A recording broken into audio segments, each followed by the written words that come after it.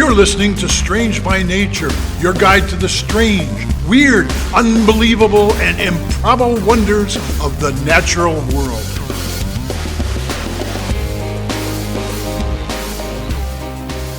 Hello, everyone, and thanks for being here today. I'm Kirk Mona, and joining me are Rachel Gimza and Victoria Thompson. We're all naturalists who together have scoured the world for weird and wonderful wonders, just to please your mammalian brain's desire for novelty. Isn't that nice? Let's do this. Well, hello, everybody. Welcome to the show. Hey. Hello. Good to see you guys as always. Yeah, good to be back. It's so fabulous. Did you have a good trip, Kirk? It was pretty fabulous. Yeah, it was. It's always great to see more of the world. You know, it's an amazing world we live in, and we say that, right on the show that we live in an amazing world. So it's fun to get out and see more of it. Oh, Sure. Fabulous. Well, I'm starting things off this week. And you guys know that obviously I left nature education to become a nurse, but nursing is actually my third career. Before I was a naturalist, I was an environmental policy consultant. And most of the work I was doing was desk-based. But toward the end of my time as a consultant, I actually got to do some international travel. Speaking of which, Kirk, very cool to see There you are. different places fun. in the world, even if you're spending a lot of it in like meeting rooms. But Yeah. I traveled twice to South America and once to India. But the most unusual place that I got to travel was for a conference that was very far away from anywhere else. It was held on Mauritius. Oh, Whoa. wow. Yeah. Wow. Very cool. Yeah, Very so cool. for those of you who don't know, Mauritius is a small island. It's about 11,000 kilometers or 700 miles east of Madagascar in the Indian Ocean. It's a beautiful place. Yeah, why were you there? So it was a conference for a variety of Southern and Eastern African countries, and technically Okay. Mauritius is like included in that group, and they have a lot Okay. of nice resorts there. So that's where they decided to hold the conference. Wow. Cool. Yeah. But it's a volcanic island. I don't think it's active volcanically anymore, but so it has these low-lying coastal areas, beautiful white sand beaches, rising up to mountain ranges and a central plateau. Gorgeous. Big destination for European vacationers. Mm-hmm.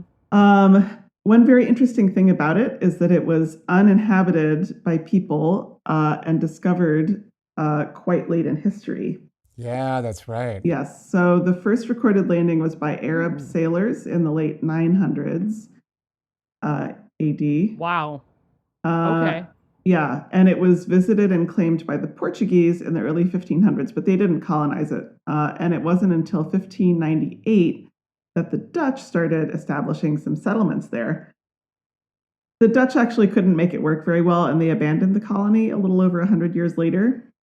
And the French later took over, and then they brought in people they had enslaved or indentured from Madagascar, great. Eastern Africa, India. So it's a really fascinating mix of races and cultures on the island now. Sure. Yeah. But what Yeah. yes, I mean, there's a lot you could get into, obviously. There's a lot going on there. Yeah. Mm-hmm.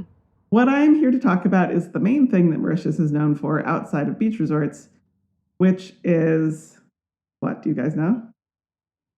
I don't think I do. The only thing that comes to mind is the thing I think we already talked about on the show some, which was I think we briefly touched on one of the large birds that was found there. Yes, the dodo. Look. No. We have not talked about the dodo. Are you talking about the dodo? I'm talking about the dodo. I'm shocked that we haven't talked about the dodo Awesome. yet. It's been, I've had a tab open and just like ready to go for literal months. I've Amazing, moved yeah. and kept the tab. The tab. It's the first one in Dodos my group are- of tabs. Very cool. Snooze, you lose, Rachel. I That's know. All right, yes, I'm talking about the dodo, famously extinct Sweet. bird. The dodo, I'm sure you've seen pictures, was a funny looking bird. A lot of the popular conception actually of how it looked is a bit wrong, about which I'm going to talk more later. But they were Okay. quite large, about the size of a swan in their body. They had thick, Oh, sturdy feet, little stubby wings. They're flightless. Okay. The face is naked to the eyes and has a large, thick bill with a hooked tip, which Yeah, it's apparently like it used, grayish, right? yeah, Like grayish. grayish blue. Mm-hmm. I don't have it here in front of me, but I have a little Dodo like vinyl, not like a vinyl, it's like a plastic, like little painted animal figurine Oh yeah. You would. that I picked up on vacation, and it's not on this desk. It was on one of my other desks. So it's yeah, dodos are pretty awesome. They're really cool. Oh, Yeah, they are. And they used the beak to defend themselves, apparently. They also used it to eat fruit, which we know they ate fruit. That was recorded by people who had observed them. Also, probably ate Okay. seeds, nuts, and roots. And they would also swallow quite large stones to store in their gizzard so that they could help process their food. Like Okay. one original source that I was reading a snippet of said that it would swallow stones the size of a nutmeg. what? Well, okay, Yeah. that's pretty good size. Okay. Dang, that's pretty big. Yeah. Yeah, definitely. And it was a big bird. It was actually in the pigeon and dove family. So you can think of it as a giant pigeon if you want to. The biggest of pigeons. Okay. The biggest of pigeons. And yes, over the course of its evolution, it lost its ability to fly because there were no predators it needed to escape from. I think we've maybe talked a little bit about this on the show, but it's actually quite common for islands to have endemic species of flightless birds because for a lot of islands, there are no ways for mammals to get there except for bats and sea mammals. And that was the case for Mauritius. Like, for example, a lot of the birds in New Zealand are flightless, or they're like a good selection of flightless birds in New Zealand. Same with, well, not all of them, I suppose, in Australia too, but yeah. And of course, dodos have a big cultural footprint for a few reasons. The first reason is that they were the first human-caused extinction that was recorded in modern times, sadly. Sure. Yeah. The conventional wisdom about the dodo's extinction is that it was sort of a lumbering and stupid bird, and it had no fear of humans and ran up practically begging to be slaughtered, and so it was hunted. Right. That's what you hear. Yeah, that's what you hear. Mostly false. Feels biased. You think? Mostly false. It is true that the dodo and other Mauritius wildlife had no natural predators, or like no mammalian predators at least, and no instinctive fear of humans. So that did make them somewhat easy marks. But more recent research into the dodo has reversed some of what we thought we knew. We've talked a little bit about the havoc that can be wreaked when new species are introduced into any ecosystem, but especially to island ecosystems. Oh, yeah. Mauritius, being as isolated as it is, has and had a large number of endemic species, meaning that they're unique to the island and found nowhere else, including, of course, the dodo.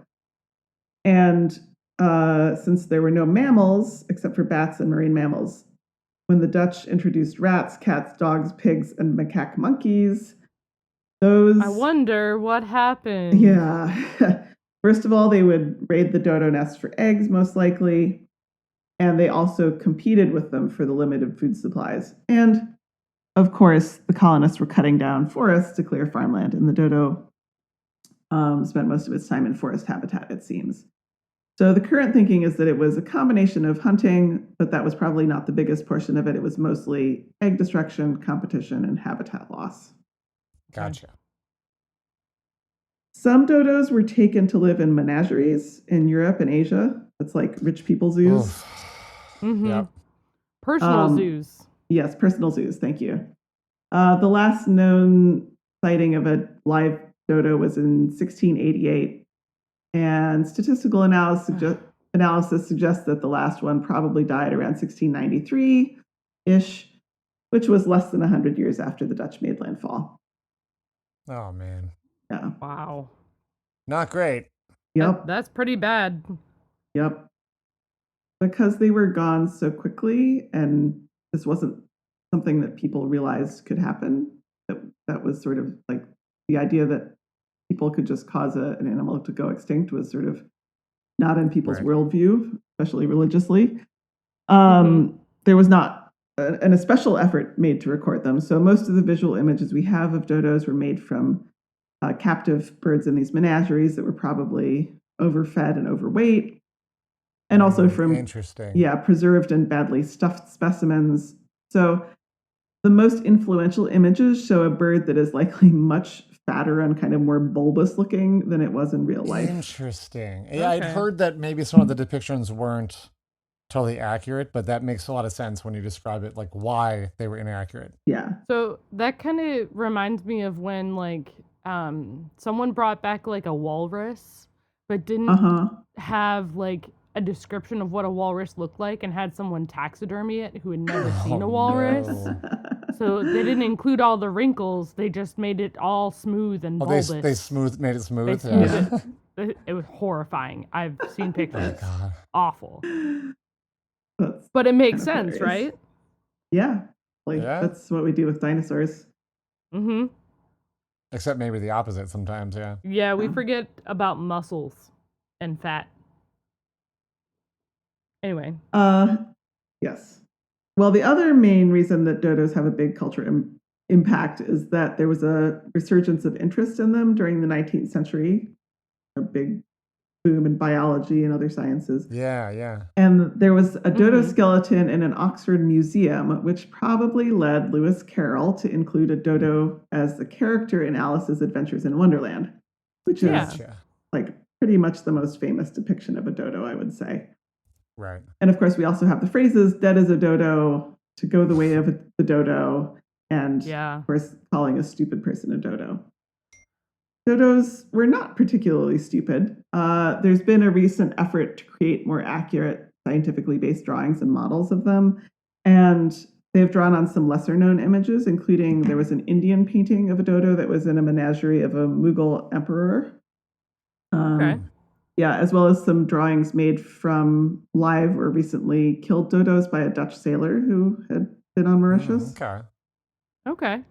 Yeah, and they've And do also, those look really different than the I mean, I wouldn't say like classical? it's not like drastically different. You can still Okay. recognize it as a dodo, but it's slimmer, it's more upright. Gotcha. Yeah, and Okay. they've also used modern body and skull reconstruction methods based on the skeletons and specimens that we do have. Well, that makes So sense. yeah, it's a slimmer, more upright bird. It was able to move Cool. quickly through difficult and hilly terrain, and it was very well adapted to its environment. Sadly for the dodo, kind of like a albatross, almost like in stature or like the way it holds itself. Maybe. I might be wrong. I don't know. I'd say more similar. I was thinking turkey. Okay. Yeah. Okay. There we But go. Sorry. Yeah. It was adapted well to its environment. Sadly for the dodo and many other native Mauritius animals, the environment was changed completely and finally when people arrived to stay. So, yeah, the dodo was Yeah. not the only animal that went extinct. Yeah. That's all I got to say about the dodo. My sources Thanks, this Victoria. week, were a really interesting BBC article from July 2025, so very, very recently, that was about this new effort to kind of reconstruct what the dodo actually looked like, and then also some information from Wikipedia. Cool. Awesome. Thank you. We're going to take a short break, and when we come back, it'll be Kirk.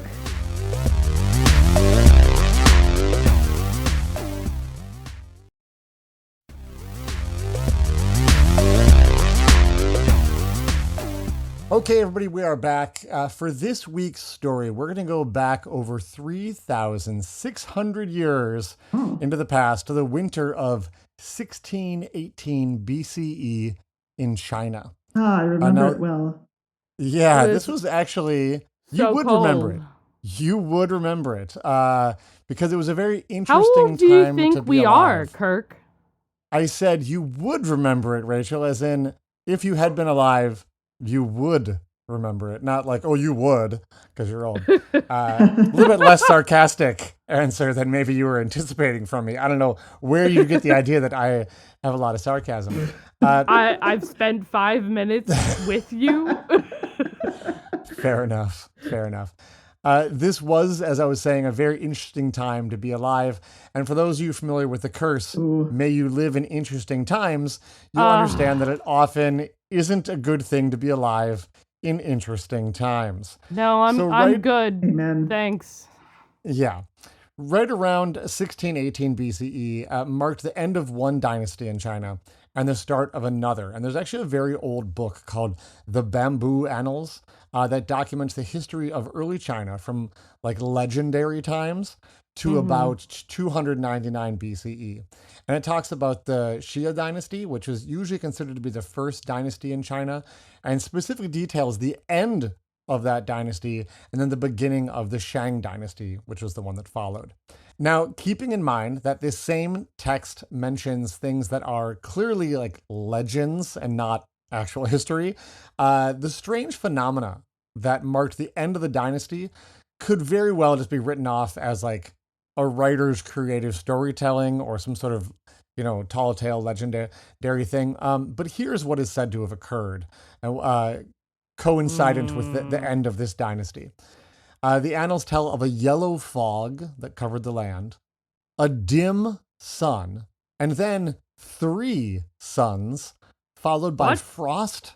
Yeah, 3 suns appearing in the sky, followed by frost in July, widespread famine, and the withering of all 5 cereals. Yikes. That sounds really bad. Doesn't sound like a great time. That also sounds like a strange volcanic time. eruption is basically what. Let's break it down and find out here. Sulfurous, the yellow fog. I'm not sure about the 3 suns. That's the part I'm a little hung up on. Let's talk about it. Let's talk about it and find out. If I see a yellow fog coming at me in any way, shape, or form, I'm not gonna lie. I'm fully just like, all right, this is it. I guess I had a good life. The yellow fog part is really weird. And maybe there's some translation stuff going on here too. It could just be a way of saying the skies looked yellow, perhaps. But a yellow fog seems to imply more than that. It almost reminds me of what it was like here in Minnesota during the bad Canadian wildfires a few summers ago. Earlier this summer. Well, earlier this summer too. That was northern Minnesota on fire, not Canada that time. Lucky? I don't know. Not unluckily. Well, bit also of both. Canada too. Bit of both. But a couple summers ago, it was so bad. I remember driving home one day and I literally saw like smoke, like billowing smoke going across the road in front of me. And I'm like, wait, this looks like someone was having a campfire next to the road. This was smoke from 1,000 miles away. Like, so strange. So strange. So it reminded me of that, basically like some sort of particulate matter in the air. And this would be backed up by the next things mentioned, which is a dim sun. Yeah. Sure, a lot of particles in the air are going to make a dim sun. And the annals, like I said, also mentioned, though, that there were 3 suns at once. And at first glance, I'm like, this is completely legendary. There's no way you can have 3 suns at once. And I was like, oh, wait. No, you absolutely can.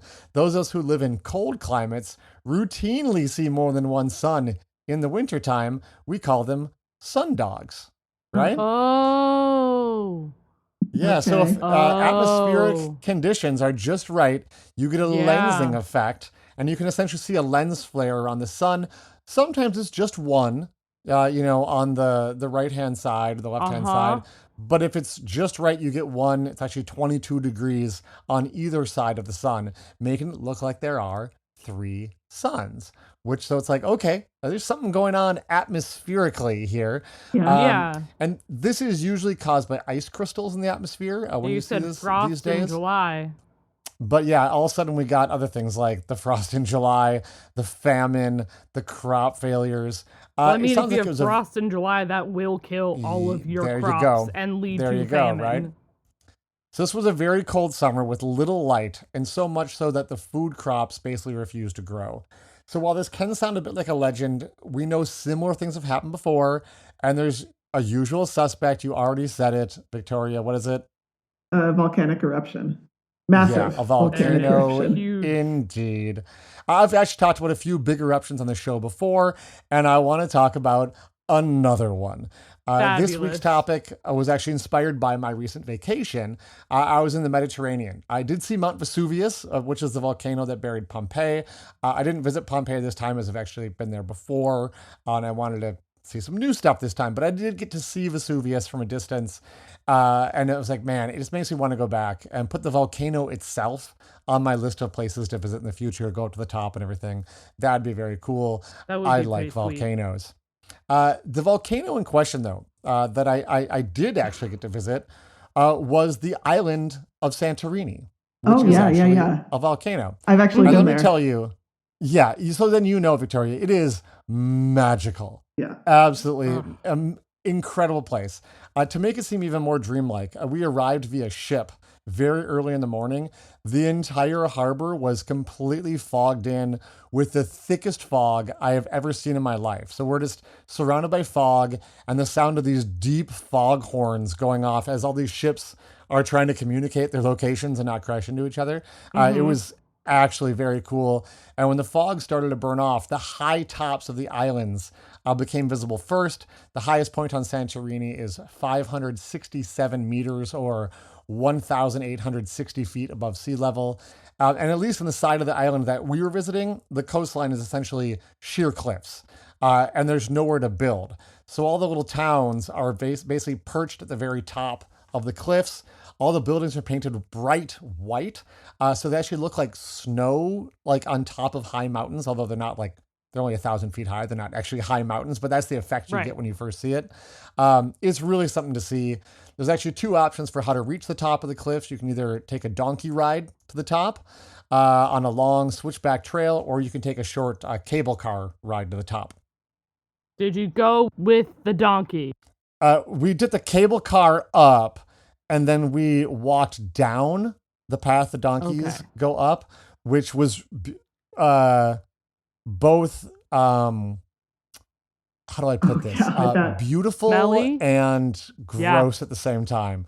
The entire cobblestone path is nothing but donkey droppings. I was about to say, I bet you're still cleaning some donkey poop. I was very afraid of that, but actually my shoes were fine. But anyways, I knew some of this before visiting, but like nothing prepared me for the experience of being there. When you reach the top of the cliff, you have this spectacular view. And lucky for us, the fog had all burned off by the time we made it to the top. And what you see when you get there is something really curious. You notice that Santorini is very crescent-shaped, the sort of the main island we were on, but it's actually made up of a series of islands that are surrounding a central bay of water.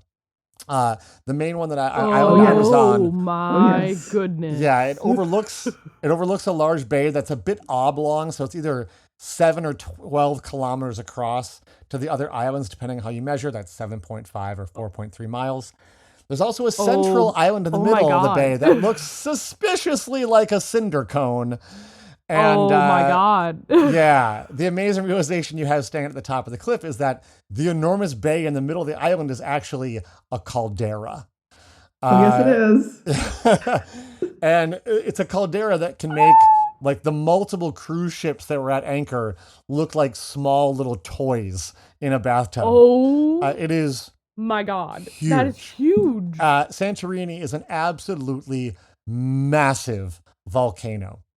And so when you're there, a big natural question to wonder when looking at this volcano is, where did it all go? Like, yeah, because like if it's an old caldera and it's filled in with water, it clearly erupted water at some point. deep enough for cruise ships to come, sailing into. Yeah. So, you say, how could there just be this ring of islands? Like, where's the middle? Was there an eruption? And the answer is, oh, yes, a very big one.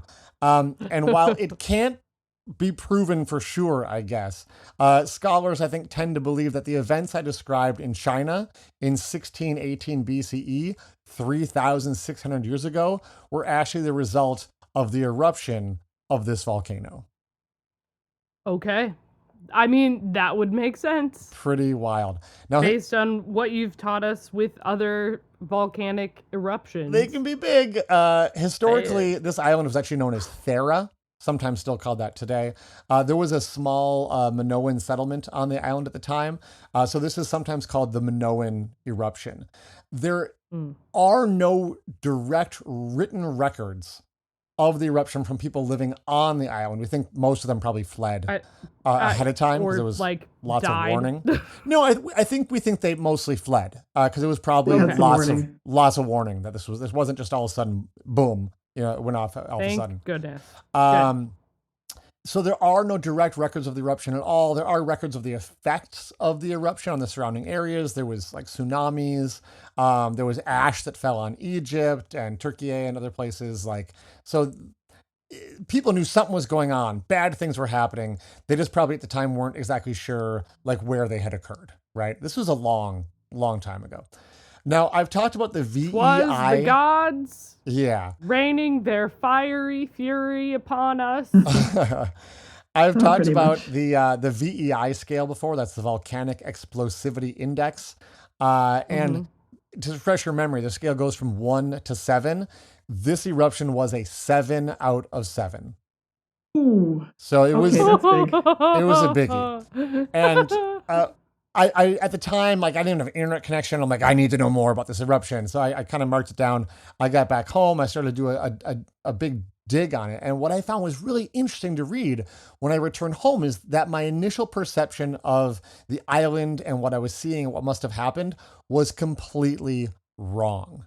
So I saw this ring of islands forming a caldera miles across with water in the middle. And I assumed that all of that land in the middle was missing and that a huge shield volcano must have just exploded skyward. And what we see today is what was left. And that is not the case at all. In fact, what Santorini looks like today is probably kind of similar to how it looked at the time of the eruption, except that these sort of main 3 islands were connected into a ring, and the caldera was flooded with water back then. And we think there was just one opening where ships could come and go. Essentially now there's 2 openings in the caldera wall.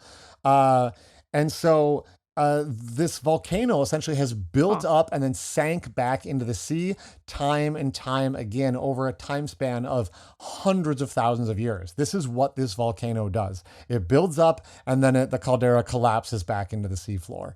So yes, some parts of the island disappeared in the eruption, but actually some parts got bigger from large amounts of ash and pumice stuff being deposited on top of them and then washing down. For instance, the main backside of the island where there's actually an airport on Santorini is actually a lot of this material that washed down on the backside of the island that didn't used to be there before the eruption. So it actually got bigger, not smaller. And that's not what you would assume when looking at it. So it's kind of fun. And I'm already going a bit long on this, so I don't want to go into too much details. There's lots of nerdy details about the sequence of events I'm going to reconstruct about. First there was earthquakes, and then there was, this type of lava flow and that type of, cinder cone, and all these things happening. And if you really want to nerd out on that, check it out because it's neat. But mostly, I just want to make this connection between the collapse of a dynasty in China and a volcano in Greece, thousands of miles away, thousands of years ago. It's so phenomenal how we are intimately tied to nature. And nature has a way of reminding of us that, of that from time to time. So if you ever have a chance to visit a volcano, it's always an interesting experience. Every single one is different. However, I will say, as interesting as it would be to see an eruption of this sort during my lifetime, Please no. I think Why would you put that in the universe? The times we live in are interesting enough for my taste at this time, so I'm going to take a hard pass on that one. But I will say, don't pass up. Can we not? Do not take a pass on Santorini, though, if you get a chance. It's a very cool place with a very cool place in history of the world. So my sources for a lot of the numbers and such, I just got off Wikipedia, but there's a really great journal article as well called Climatic and Hydrologic Extremes in Early Chinese History, Possible Causes and Dates. That was in I'm sure if it's EOS or AOS magazine, it's the American Geophysical Union's magazine. It's just EOS. So pronounce that how you will. There was also a great reconstructed map of the island before the eruption by Maximilian Dorbecker online. So you could check that out. So some pretty cool stuff. That's what I got this week. Yeah. Awesome. Wow. Thanks, Very Kirk. interesting. Thank you. Yeah, you're welcome. Wild. Let's take a break and we'll see what Rachel has when we come back.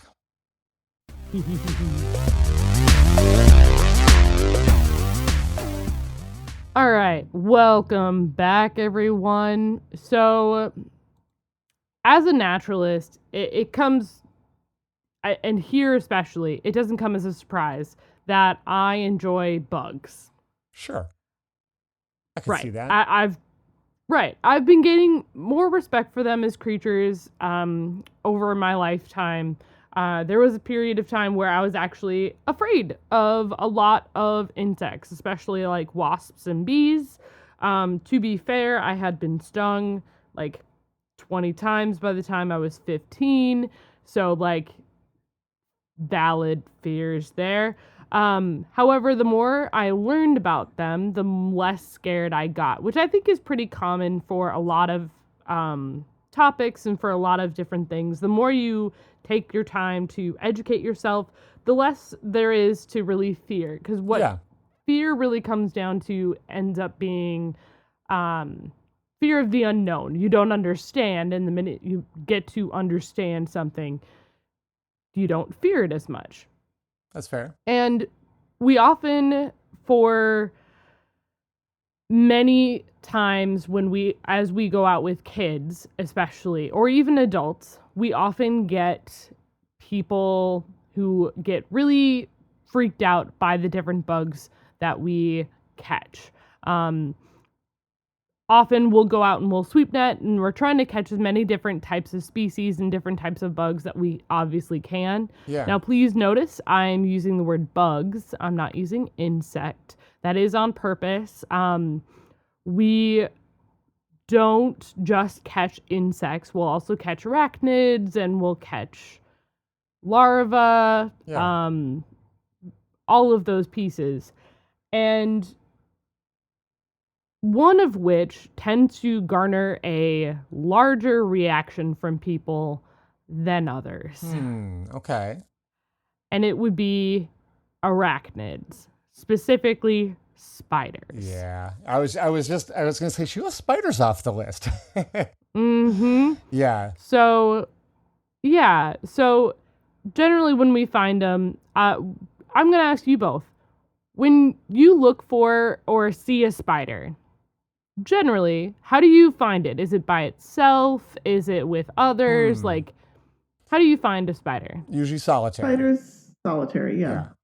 They're by themselves. Pretty much always. But as we know, nature laughs at our little boxes. Of course, y'all. yes it does. Oh, I'm already a little uncomfortable with where this is going. I would fall into that camp that you described to people who it's like, I don't love spiders. The more I learn about them, they're very cool. Like, they are very, very cool. I still haven't crossed that line into being like, oh, spiders, I love spiders. And I enjoy the fact that they are solitary, and I don't see many, many, many of them at once. So if you're about to talk about large groups of spiders... I have bad news for you, Kirk. God. Oh, boy. Okay. I'm prepared to learn more and be fascinated and grow as a person as a result of what you're about to tell me. So amazing. Let fly. Let's do it. So let's talk about the African social spiders. All right, let's do it. So generally speaking, of all the spider species that we know about, there are 19 different species that show some sort of socialization aspect. Yeah. Which was more than I was expecting when I jumped in on this. Okay. And I will also say, when I was starting to research this topic, this was not the angle that I thought I was going to be taking. Intriguing. This was a different piece that I wasn't expecting. Anyway, so there are, like I said, there are 19 species. The African social spiders are 3 species of spider that live in Central and Southern Africa. They are part of the, the Stegodipus genus. Sure. Why not? We're going to go with it. Stegodipus genus. Sounds good. And so they live in groups. Okay. This particular spider, these 3 spiders really, but these spiders are actually pretty small. They're not large. They're not small. So they are. You're really reassuring me here. I'm trying to make Kirk feel a little bit better. So they get to be about like 25 millimeters across, which Good size spider. Decent. That's 2.5 centimeters. About an inch. About an inch. Yeah. About an inch. And that's about as big as they can get. They have white hairs along their body. Males and females, they do have some sexual dimorphism, but it's mostly just along their abdomen. The males and females have slightly different banding that happens. It's banding that goes a long ways on their abdomen. But generally, they're like a gray, whitish, tan color with some dark banding on their abdomen. They have some dark eyes. There might be some tannish coloring near their face. But otherwise, like, they look like a spider. They don't look like a really long spider. They have a bigger, round abdomen. They make the pretty messy looking nest. Okay. They don't look like anything special. Great. But they have larger social groups. Yeah.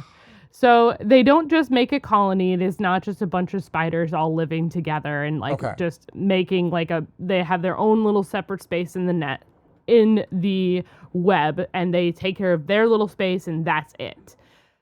No. These spiders actually help create this massive nest. It looked a lot like, I would say, almost like a bald-faced hornet nest almost. What? But like web. So they create this pretty intricate, messy nest. Okay. That is in like a grassland or a forest. And most of the spiders that live there are female. So I'm so sorry.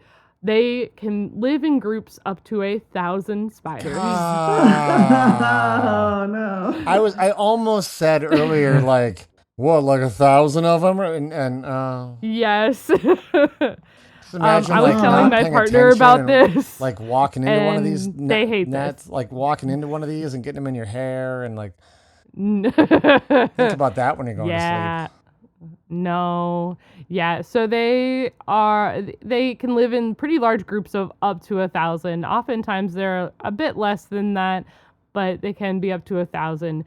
So of those 1,000 spiders, they actually, because it's a really cooperative community, they actually have a really high ratio of female to male spiders. Okay. The ratios obviously can differ, but of the ratio, about 12% are male spiders, okay?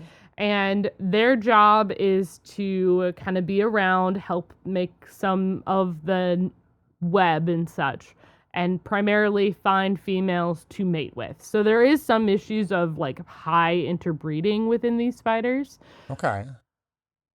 But only of the 88%, about 60% of that 80, so more math there, do not mate.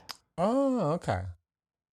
Those females will not mate. Their job is to take care of the baby spiders. So they are the ones who are going out and catching food. They're going out and trying to they're trying to provide for all of the little baby spiders. They go through similar, they lay, the other females will lay eggs and go through, and that's their job. Kind of like, feels almost like an ant colony in the aspect of like there's there's one or more limited amount of females who their job is to lay eggs and mate with others.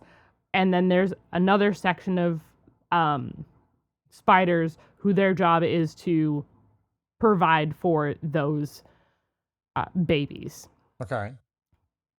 But what was really interesting and what got me onto this particular topic is the fact that as they are going through and like feeding these babies, as those babies go through instars. So this is really common in insects. Instead of it's kind of like how we have different like stages of life. Like we have a baby, we have a toddler, we have a young child, and we have a preteen, a teenager. Insects have other arachnid and other arthropods, thank you, have a very similar, but we call those stages instars. Yeah. So as insects go through those instar stages, when they get to their final instar, or as these spiders get through that final instar, what they'll do is the oldest female spiders who have been taking care of them feed themselves to the babies. Oh, what? Oh. And will just let the babies eat them and digest them to ensure they are able to survive on their final instar.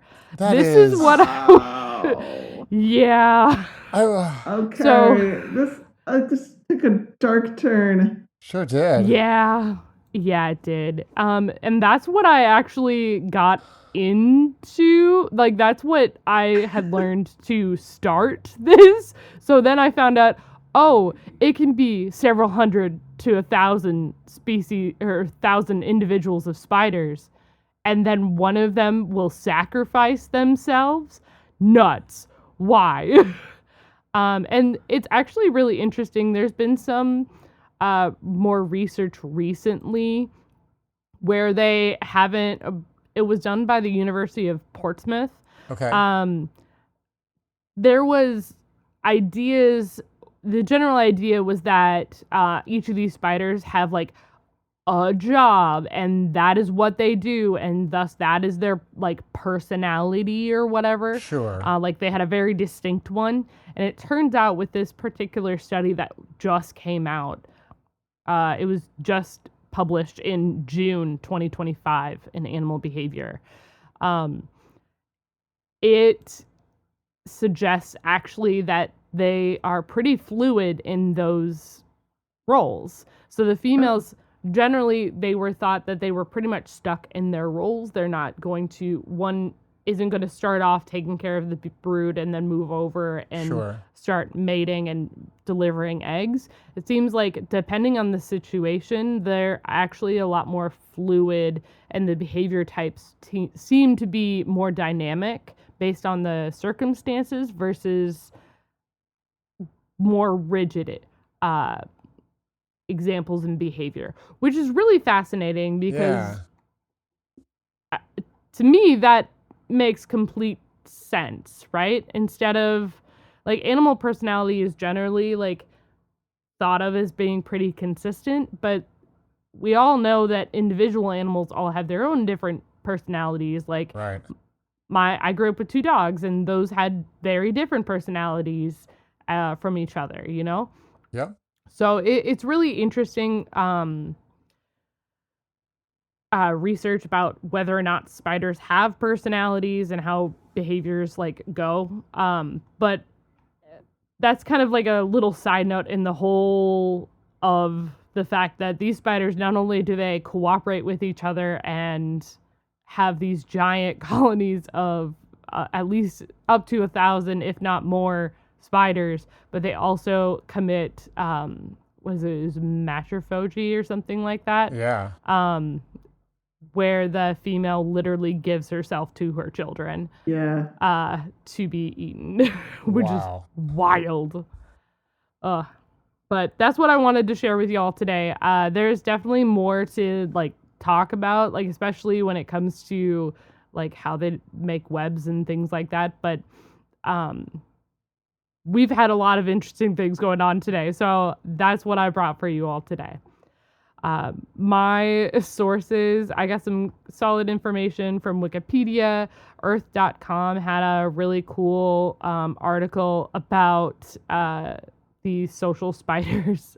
And then, of course, the paper in animal behavior using Science Direct. The paper was The Spiders That Lost Their Personalities, Assessing Long-Term Behavioral Individuality in the Social Stegodyphus Demicola by Lena Grinstead, Raphael Royalty, and more. And it's open access, so that's pretty sick. We love open access. There's a lot of actually really interesting papers about these social spiders. So definitely go check it out. And I think that's all we've got today. Yeah. That was it. So thank you all for listening. See y'all next week. Bye-bye. Thanks, everyone, for listening to today's show. Be sure to subscribe. New episodes drop every Wednesday, and we love sharing this strange world with all our listeners. If you would be so kind as to leave us a 5-star rating and review wherever you get your podcasts, that would be great. It lets other lovers of the strange discover the show. You can reach us by searching for Strange by Nature Podcast on Instagram, Facebook, and Blue Sky. You can send us an email as well. Our address is contact@strangebynaturepodcast.com. If you want more information about the show, you can check out our website, strangebynaturepodcast.com, and you can support the show and get ad-free episodes at patreon.com/strangebynature. Until next week, get outside, stay curious, and embrace the strange.